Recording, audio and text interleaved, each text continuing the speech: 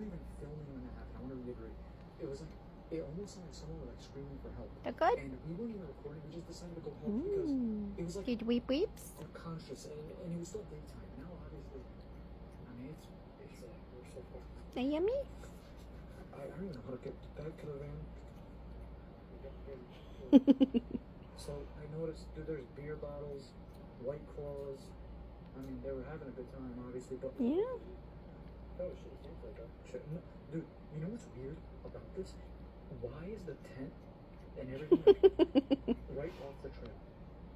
It doesn't make this. Weep weep. There's nothing. It was almost like someone either.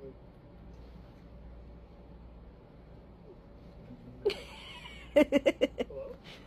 These weep weeps. I will say, you know how there's stories of skinwalkers here? Yeah. At one point earlier, I heard like a.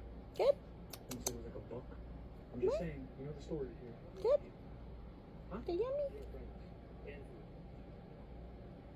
Okay, so Chris, I see something in there.